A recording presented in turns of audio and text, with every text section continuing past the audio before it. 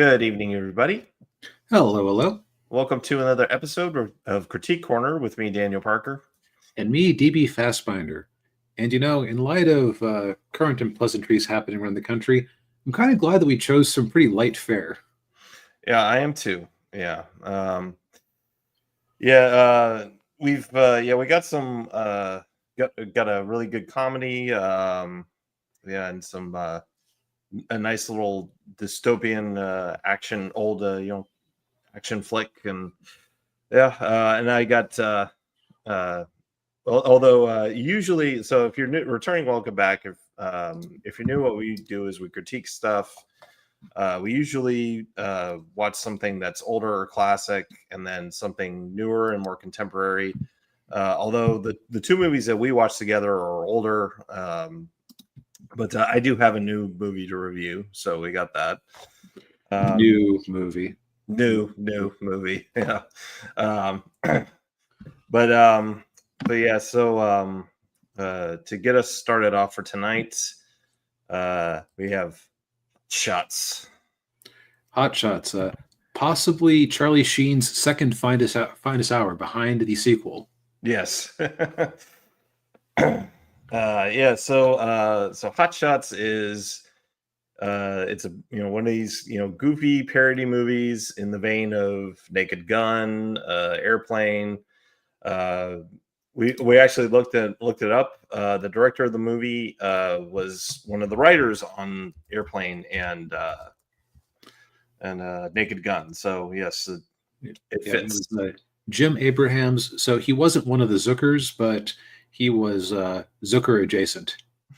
Yes, so basically the the plot of the movie, if you want to, if there is one. Oh, there kind of is one. There is a beginning, middle, and end, and things do sort of progress just with a lot of wackiness in between. Yes, yeah.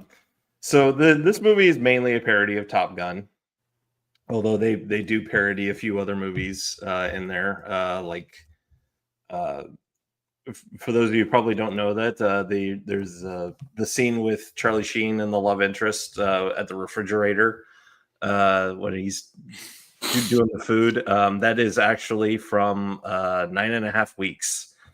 Okay, I'm not familiar with that one. Yeah, that was Kim Basinger and Mickey Rourke. It's 50 Shades of Grey before 50 Shades of Grey. Okay. So I'm guessing in that one, he was actually like feeding her actually sexy foods instead of frying bacon and eggs on her torso. Yes, exactly. But yeah, so yeah, the movie is mainly it's a parody of Top Gun. They even kind of incorporate the whole thing, which I actually forgotten in the first Top Gun that there was this whole subplot with Maverick's dad, going missing in Vietnam and all that. And they actually worked that in this movie with Charlie Sheen's character's dad, and they have this whole thing where they're like, "Well, wait, your dad was that so and so? Well, my dad was so and so. Oh, your dad was that guy? Oh, yeah. Well, my dad ate your dad." Yeah. Okay. So yeah, because the dad falls into the woods in a crashed plane and he survives, but he ends up with antlers stuck to his head during deer season. Yeah. If it makes you feel better, I didn't have seconds. Yeah. So this is very much in the same vein of comedy as Airplane or Naked Gun, where people just kind of roll with it. Nobody goes, "Well, that's a thing." Yeah, just like it's like super. It is so ironic that it wraps around and becomes straightforward. Yes. Yeah, which is how it should be done, if you ask me. Not this whole Gen Z millennial thing with the where you actually have to explain the joke. Yeah, like you can get away with that occasionally, especially if you have a whole bunch of jokes where you do just have it be straightforward. But then you can have things like, then you can have the joke be that you're trying to explain the joke that isn't actually very funny. Yeah. But you have to use that sparingly, Seth MacFarlane. Yeah. Oh man. But yeah, so Charlie Sheen plays Topper, Topper Harley, um, and he's a fighter pilot who he got kicked out of the Navy, but they want him back in the Navy because they got this dangerous mission that they need him on. Uh, but in reality, the wing commander of the squadron, he's actually in cahoots with this military, defense contractor, because they want their own fighter jets in there, so they got to prove that the fighter jets they're using aren't working, and they have this whole thing where like they bring up Topper's dad, and then you see his heart literally pumping out of his chest, and he starts having a panic attack. And Yeah, I think my favorite part, now that I think about it, is that the movie technically has more twists and turns than the original Top Gun, because Top Gun didn't have that whole industrial sabotage thing, right? No, it didn't. No, the Top Gun was more like more like a sports movie, but with fighter pilots. I hadn't thought of it that way before, but that actually tracks. Yeah. And so there's all that going on. And then of course you've got Carrie Ulysses' character. Most people remember him from Princess Bride. He was also Robin Hood and Robin Hood Men in Tights. He's the rival pirate pilot. He's like Val Kilmer. He's the Val Kilmer of this movie. And the other thing too that this movie had that Top Gun didn't was a love triangle. And honestly, a better love interest. It's been a couple years since we reviewed Top Gun, and that's the only time I've seen the movie. But I just remember when we watched Maverick, thinking, "Man, Tom Cruise really moved up in the world." Yeah, he did. Yeah. Maverick really upgraded in the second movie. But yeah, and of course, rounding out the cast, we've got Lloyd Bridges playing Admiral Benson, who is he's the absent-minded admiral who just got severe senility, very kind of reminiscent of a former U.S. president who I won't name here, but you all know who I'm talking about. Sorry, missed that last part. It was just Lloyd Bridges. His character is very reminiscent of a certain former U.S. president that I won't name, but probably know who I'm talking about. Yeah, like super senile.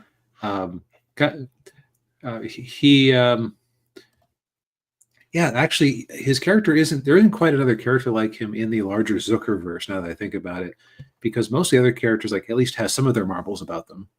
Yeah. Like I would say that the main character of the Police Squad TV show and the Naked Gun movies, he's wacky, but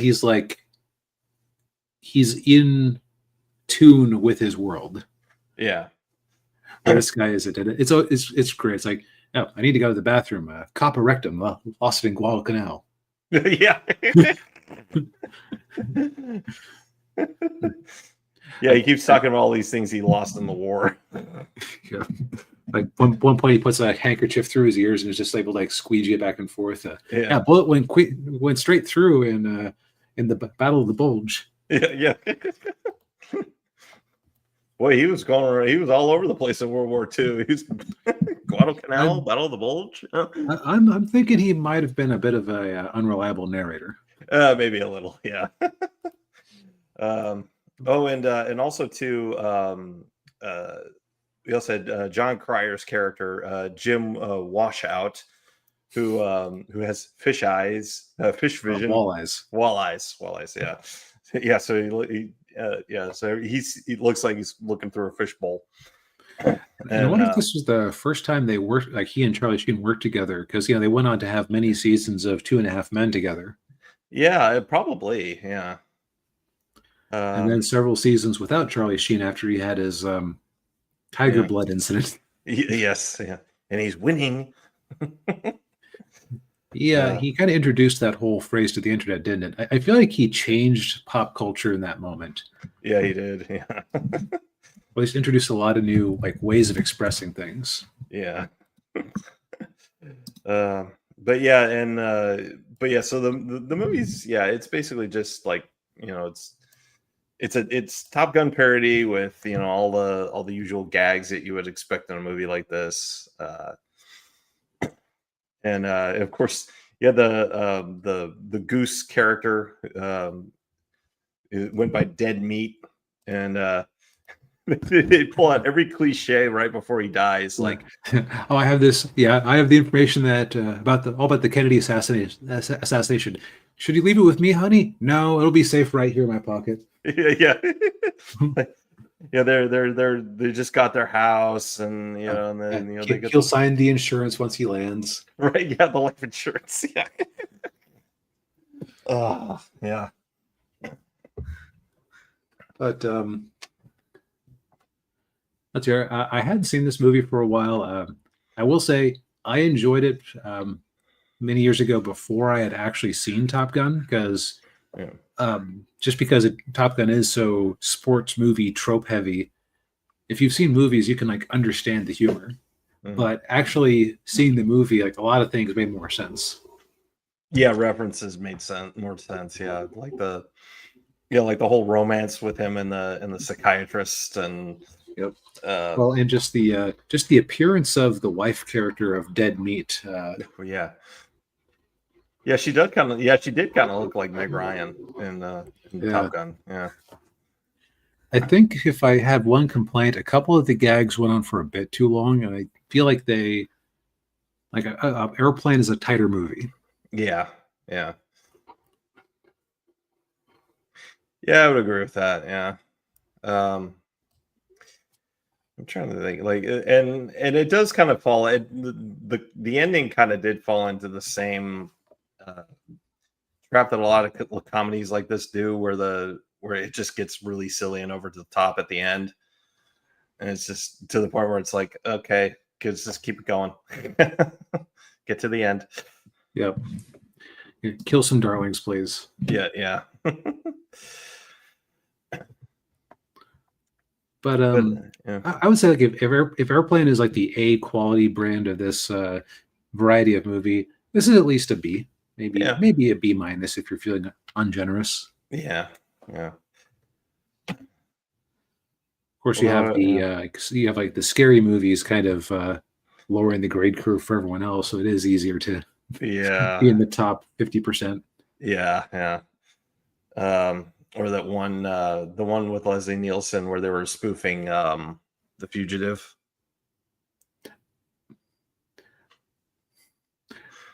Nothing to see here, folks. Yeah, I feel like this style actually needs to come back to Hollywood, not just like make another Naked Gun movie, but just like we were doing a little bit of spitballing over the weekend after we had watched it, and yeah, we came up with the idea of doing like a John Wick style parody. yeah, yeah. That would work really well. Yeah, you could get like you could almost get Keanu Reeves to do it.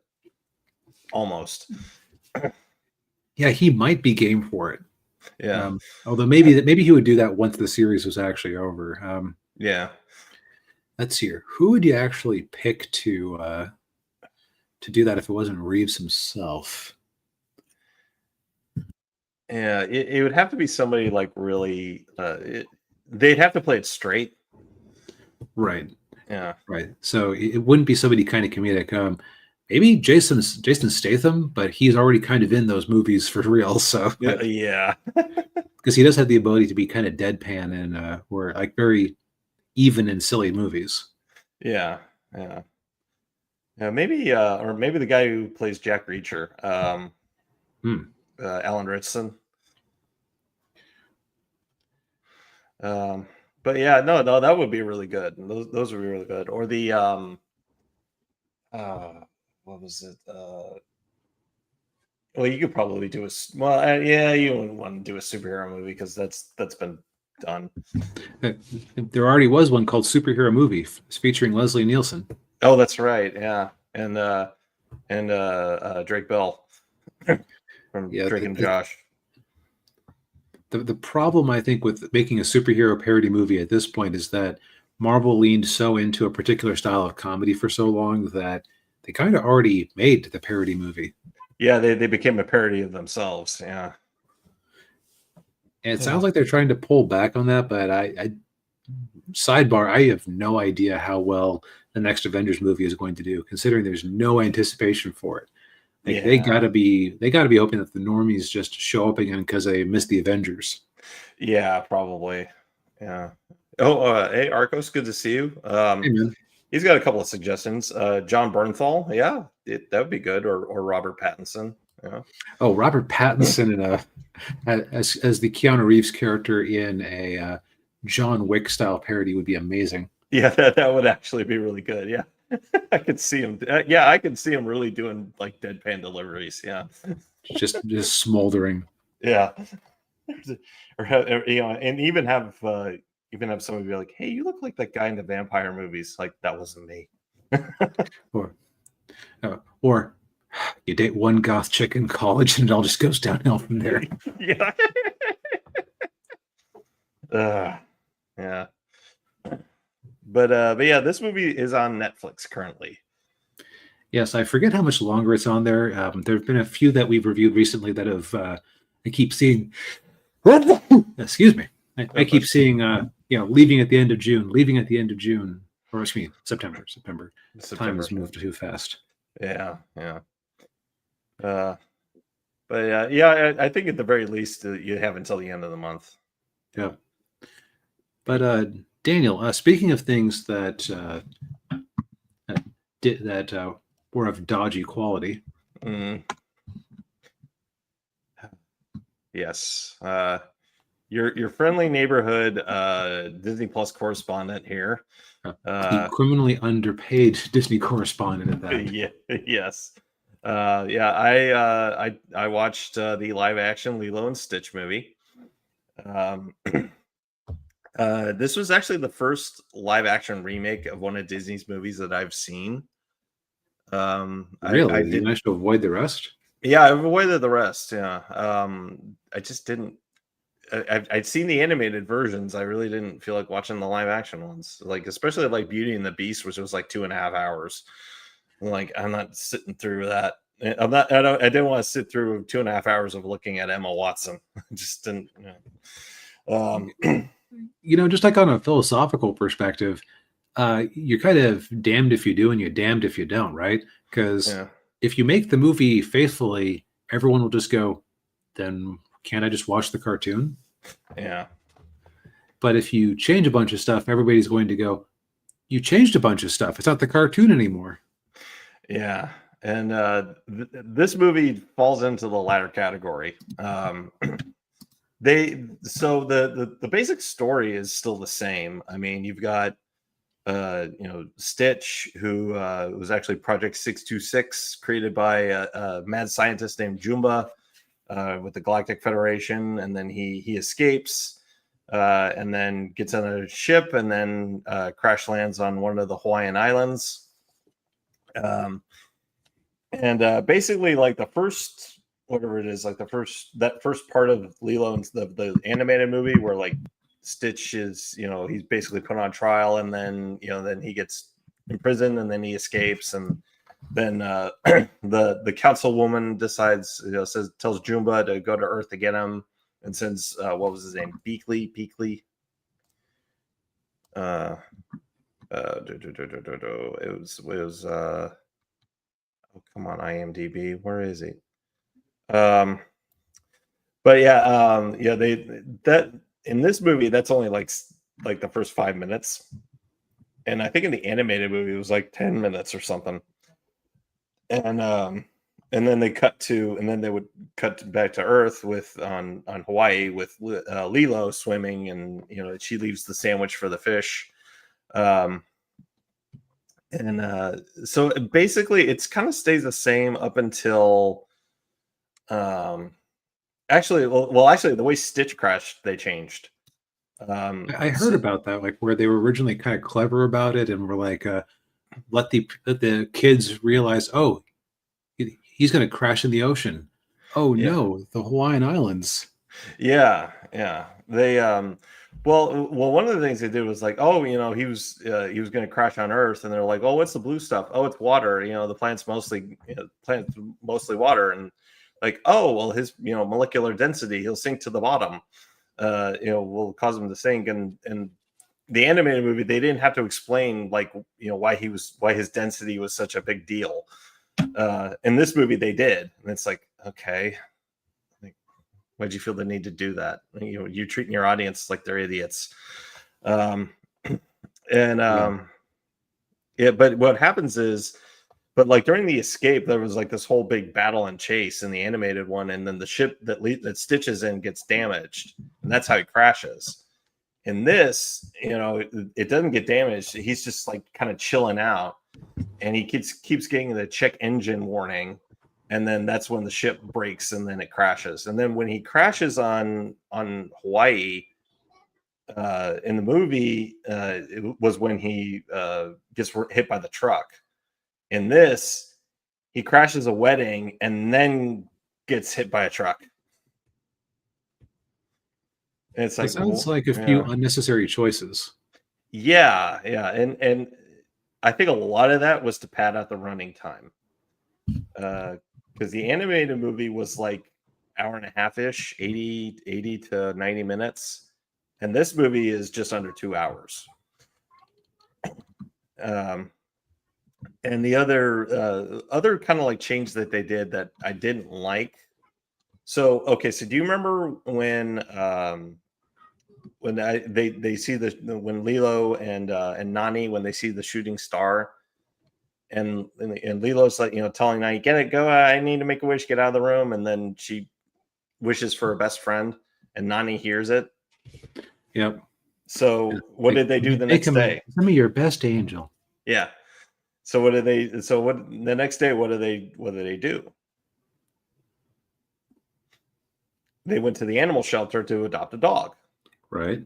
And that's where Lilo meets Stitch. Well, in this, that still happens, but instead of Nani taking Lilo to the animal shelter to adopt a dog, Nani is like a regular visitor of the animal shelter. And she always brings the dogs candy to eat. And the woman who's behind the counter is like, okay, empty your pockets of the candy. And she's like, well, they really like it. And she's like, no, it gives them diarrhea. And it's just like, okay. And then, what is up with these changes? Like, I don't know.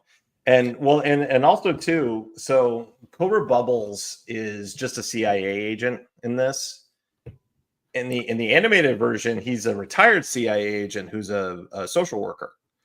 Right, because that gives an excuse to have a CIA agent looking guy involved with their life already, because the movie is efficient.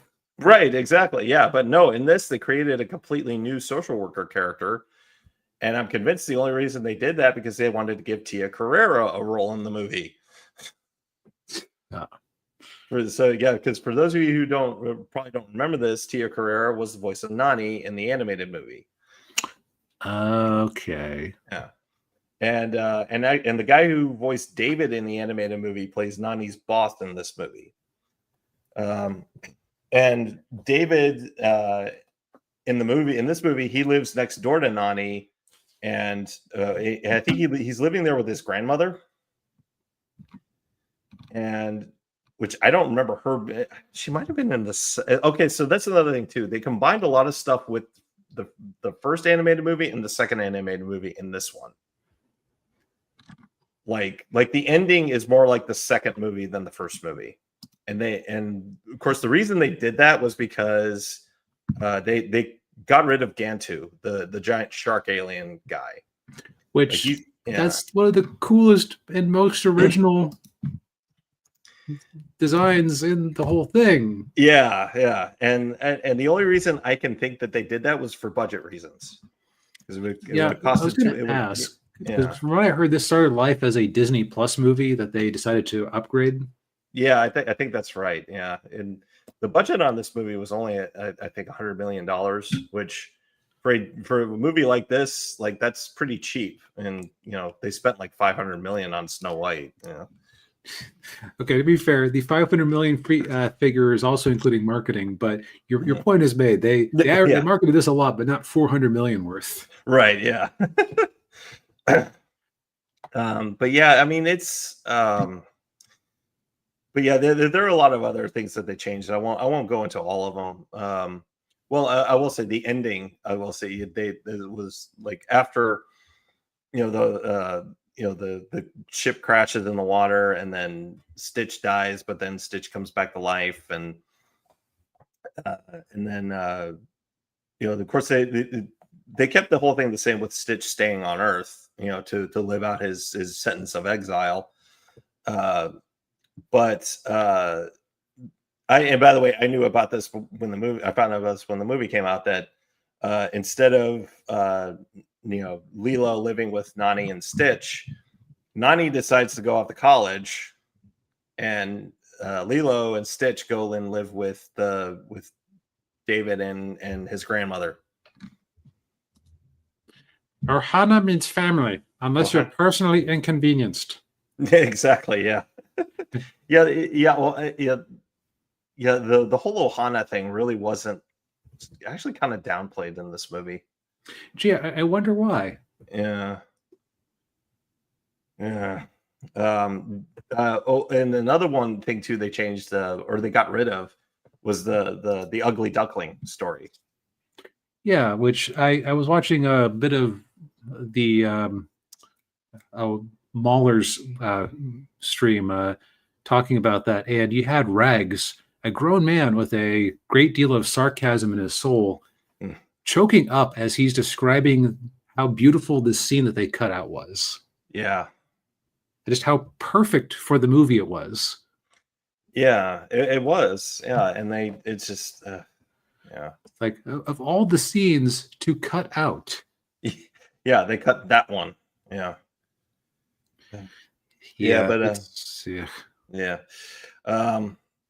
But as a cousin of mine once said, why would anyone want to stay to La Quinta when there's a beautiful Marriott right next to it?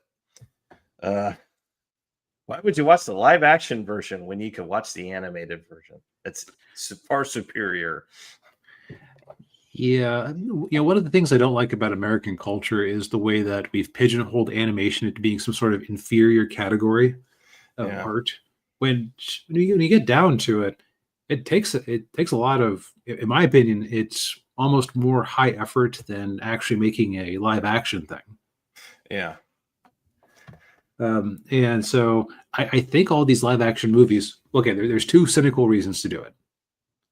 One is to try and renew the copyright a little bit, because I think I forget what the current length of holding a copyright on a character movie is. Yeah. But Mickey Mouse is technically a public domain, but it's only the initial Steamboat Willie version. Right. And more things unlock over time.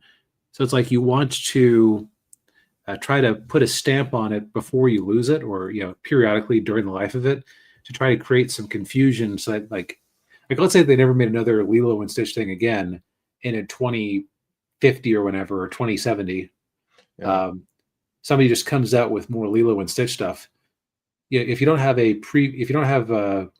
new versions you've been making periodically, you can go after them if they copy too much from the newer versions. Yeah. Or copy anything from the newer versions. I also feel like this is another case where, how to put this?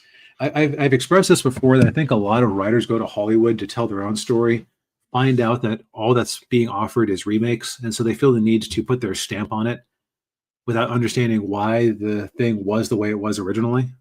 Yeah. It's a great example of Chesterton's fence. If you don't understand why the ugly duckling scene was in the movie, don't remove it until you understand why it was put there. Exactly. Yeah. Yeah. And Arco says he heard this one was decent, but he burned them out with so many adaptations. Yeah, I hear you there. From everything I've heard, like, if you ignore the sort of philosophical changes behind it or theme changes, it's an entertaining movie because it is ultimately a cute little kid having to deal with this gremlin that's moved into her house. Yeah, I mean that part of it is was pretty decent. I mean, it's not. I wouldn't say it's overall a horrible movie, but it's like if you enjoyed the original animated movie, like like if you watched it when you were a kid, or or you watched the straight to video sequels and the TV show, like you're probably not going to like this movie. Right. It is. I mean, the reason it made so much money is because a lot of normal people who don't think about movies and themes a lot just remembered watching it when they were a kid and said, "Oh, I could take my kids to that," and I Yeah, won't begrudge anybody that. yeah, I won't either. But it's still just like Disney, make new things. Just Yeah, yeah. Netflix is eating your lunch with like K-pop demon hunters. yeah, and all the profits you made off of this movie got eaten up by Captain America 4 and Snow White. So Yeah, congratulations. yeah, and Fantastic Four. Yeah. Yeah, and Thunderbolts. Like I keep forgetting that movie exists, which is a problem. Yeah. Yeah, well, you're not alone. Everybody forgets that movie exists. Yeah, it was really popular for about a week and then not so much. Yeah, But speaking of movies that aren't talked about as much, yeah. our last classic review of the night is The Running Man. Yes, The Running Man, Arnold. Yeah, the classic. Well, I don't know, if classic's the right word, but definitely well received sci-fi action dystopian movie uh, based on a novel written by Richard Bachman, aka Stephen King. Um, it's takes place in the distant future of 2017. What, you don't remember the death games all over the place and the people in ridiculous armor? No, I don't remember that at all. Although I will say, to this movie's credit, it did predict some things. I mean, it did, like like voice activated like TVs and stuff, Hmm. deep fakes, um, reality TV, although not quite like that like it is in this movie, but Yeah, like this version of reality TV does resemble 80s like talent or variety shows or uh, yeah, maybe if I watched more wrestling, I would immediately get that this was supposed to be like American wrestling because it seems like a yeah. lot of the same principles behind it. Yeah, yeah, especially with the stalkers. Yeah. And I was also getting a little bit of American Gladiators Oh yeah. feel with it too. Yeah. But it's Uh, also like it actually I kind of wonder if they cribbed a little bit of this the style of this movie for Demolition Man. Just like instead of him waking up in an awful dystopian future, Demolition Man is him or is a future that's just too squeaky clean. But the yeah. opening is actually I kept thinking of Demolition Man. Yeah. Yeah, I did too. Yeah. Yeah, so the basic premise of the movie is it's like I said, it's this dystopian world where it's just everything is controlled by the government. And you've got Arnold Schwarzenegger's character, Ben Richards, who in the beginning of the movie, he's a cop and a helicopter pilot, and he's ordered to uh, take out a bunch of civilians who are protesting because It was they're a food riot. Yeah. food riot. Yeah. And he's ordered to take them out, but he's like, no, I'm not firing on innocent civilians. And then the members of his crew, relieve him of command and knock him out. And but then the writers do end up getting taken out, but he's blamed for it and ends up in prison. And But then he and a couple other people in the prison, they get together, they get out, and but as he's trying to, but as Ben Richards is trying to get out. He goes to his brother's apartment only to find that a woman is living there. Ember Mendez, played by Maria Conchita Alonso. Hopefully, I got that right. I don't think I've ever seen her in anything before, but she was really good in this. Yeah, she was. Yeah. So he tries to use her. They can't travel without these like travel passes, and so he tries to travel. Get her to basically kidnaps her so they can go to Hawaii. But then she rats him out, and then he gets arrested.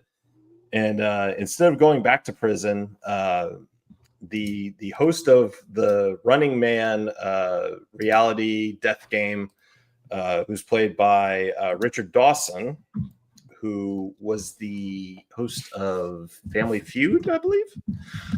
That explains how he works so perfectly. Oh yeah. But he decides he wants to put Ben Richards in the game, in the Running Man. And of course, to really ensure his cooperation, he also kidnaps his two buddies from prison and puts them in the games as well.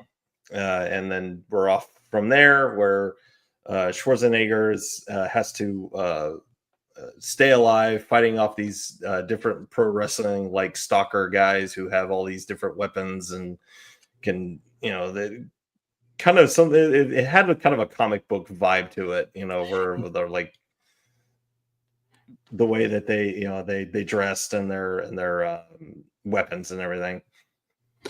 Yeah, it's interesting because I felt like I was watching a 90s Image comic book the whole time. Arnold's onesie jumpsuit here, there are a lot of Rob Liefeld characters that I just kept thinking of. Mm-hmm. Like it's kind of like the same sort of counter shading as Deadpool has in some ways. Yeah. And Arco says it's one of his favorite Governator movies, up there with Conan and Total Recall. Yeah, I can see why. Yeah. And we were actually talking before the show that when people talk about Arnold's filmography, this movie usually doesn't come up very much. Well, when you get down to it, it's just a very straightforward, kind of silly movie. Yeah. But it feels like I feel like it's silly, it is silly in the right way. Like it understands the assignment. Yeah. It has enough. The government is awful enough that that they're a big threat, because they have the first part of the movie where, they're in the prison. They show people getting their heads exploded when they try to flee with their limiters turned on. Yeah. Before they're able to disable them. So, and that people are going into these gladiator rings and dying. So it's like you haven't undermined the villains. Yeah. Also, I feel like the Running Man games would be at once. It's like very high budget, but also like all of the costumes are very silly and low budget and kind of slapped together. Yeah. Yeah, like the Dynamo over here with his Christmas tree lights all over him. Yeah. I forget the name of the chainsaw guy, but like sorry, I was just thinking about the way he got dispatched. Oh yeah. That was actually kind of a theme this week, as both of our shared movies had scenes where somebody took damage to a certain area and had a very high-pitched voice. Yes. Yeah, they were singing soprano. Yes. And of course, two of the other stalkers were played by well-known professional athletes, or retired professional athletes. You had I think it was Fireball, I think was his name. And he was played by Jim Brown, who was running back for the Cleveland Browns, and he's widely considered one of actually, I think before Tom Brady, he was considered the greatest football player of all time. He was playing in an era of the NFL where like the NFL we know now didn't exist. It was like before that, and before the NFL we know now. That was when he was playing. It was like in the 50s. And then Jesse Ventura plays the what was his name? Captain Freedom, was that it? Something like that. Yeah. That was actually my only. So this was the second time I've seen this movie. And that was actually my complaint about this movie the first time, is that they were kind of hyping the fight between Jesse Ventura and Arnold the whole time. Yeah. But they never actually really met face to face, or I should say, they never really fought. No, they don't. Yeah, that was that was part of the whole like plot of the movie to show like how deceptive the show and the government is that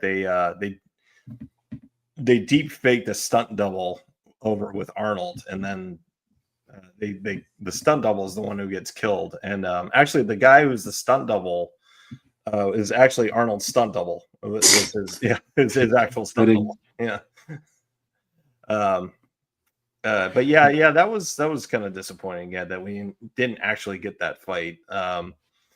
And I didn't really get the whole scene where he walks into the control room and he's wearing like a bunch of like kitchen appliances.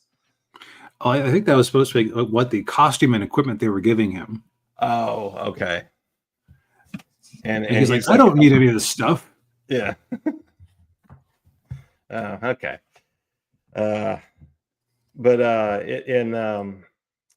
trying to remember what else. Oh, another guy I did. So the other part of it too is there is a resistance movement that is fighting back against the government, and I guess the leader of that group was a guy named Mick, and he's played by Mick Fleetwood of Fleetwood Mac. That is such random casting. That is, yeah. I did not realize that. Yeah. Yeah, I remember seeing his name in the credits, and then I saw him. He's the guy who's like taking the collars off their necks, and I was kind of looking at him like, wait, is that Mick Fleetwood? And then he mentioned like his music getting censored, and I'm like, oh, okay, yeah, that's Mick he actually is him. Yeah. You know what? I could actually see Stephen King writing that character in the book originally. Yeah, I could too. Yeah. And that being an inside joke, and somebody, when they were making the movie, they said, can we actually get him? Yeah. But yeah, and then also too, one of the like his buddy in the movie, Schwarzenegger's buddy in the movie, was one of it was Yaphet Kotto, who most people remember from Alien. He was Parker in Alien. He was the guy who was always saying, "Oh, we can't be doing this," and then the other guy would be like, "Yeah, right, yeah, right." But yeah, I mean, this was I think your critique is accurate. I mean, this is a solid entertaining action, dystopian movie. You know what you're getting into with it, and it's not it does have some of the sci-fi elements that you would expect for like, to kind of like with a little bit of the commentary like you would see in like a Paul Verhoeven movie. Right. Sort of, like RoboCop or Total Recall. Right. Just it leans more into the silliness. Like, yeah. It is a satisfying watch. The lack of an actual grudge match between Ventura and Schwarzenegger aside. But like you do feel kind of good giving it a watch. Yeah.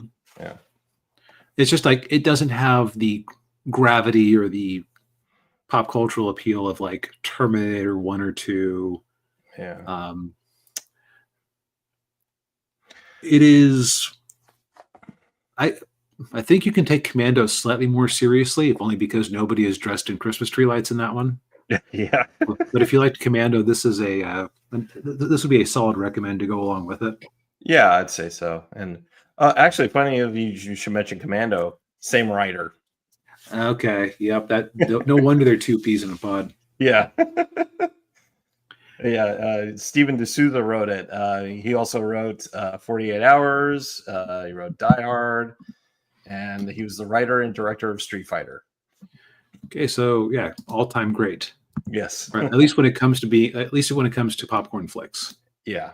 Yeah. But yeah, this movie is also on Netflix. And hopefully the remake that's coming out here pretty soon will at least be on par with this one. Although I'm not all that hopeful. I mean, just the way remakes go. I mean, I'm not the biggest Edgar Wright fan, I got to admit. And I'm not either. Yeah. And Glenn Powell, I think it is funny how, and I feel like I've seen multiple people have the same general like flow I did, where it's like you watch Top Gun Maverick and you get a little bit of Glenn Powell, and it's like, who's this guy? Why doesn't he have a bigger role? Yeah. He's very immediately memorable, despite only having like a very minor part of things. Yeah. Then after a couple of years of watching movies with him as the leading man, you just go, when does the stardom kick in? Like, when does the like appeal kick in? Yeah. When do we see the charisma and the the showmanship, like you would with like Schwarzenegger. Yeah. I think he might be kind of like the guy who plays Falcon, Captain America, where like he may just not have the leading man appeal, except that in his case, it looks like he should have it. So it's weird. Yeah. He definitely looks. Yeah, he looks like a leading man, but for whatever reason, he kind of has the same problem that Henry Cavill has. If you think about it, they kind of have they should be like. They should be like big stars, but I don't know if it's the projects they're choosing or the directing they're getting. In Cavill's case, I think that he ultimately is a very my overall take on him. He's ultimately a very nice man who has a lot of great qualities and is very sincere and is a big muscle-bound nerd. But I just don't think he's the best actor. Yeah. I don't usually find him all that interesting in things I watch him in. The only movie I thought the only movie I really liked him in was one Mission Impossible movie he did, where he had the mustache. Oh yeah, the other thing, I just happened to be watching the trailer for the new Running Man right now. Yeah. They have fundamentally misunderstood the assignment because, and I had forgotten this from when I'd actually seen the trailer in the theater, I think. Yeah. They actually have him running through a town. It's almost like The Grudge, but like everybody's allowed to attack him. Oh. So they don't have the cool, enormous, stupid arena. Oh. So yeah, speaking of not understanding the assignment. Yeah. Oh, okay. Well, maybe when it drops on streaming, I'll watch it. But I'm not going to spend money to go to the theater to see it. Agreed. But yeah. But back to our original thing. The original Running Man is good, cheesy fun. So give that a go. Yes, indeed. Yes. On currently on Netflix. But I think we've said all we needed to say for tonight. Indeed. Well, thank you everybody for tuning in. We appreciate it as always. Hit the like button, subscribe to the channel if you haven't already. Ring the bell, buy some books. Links are in the description down below. And we'll see you next week. Everybody. Good night.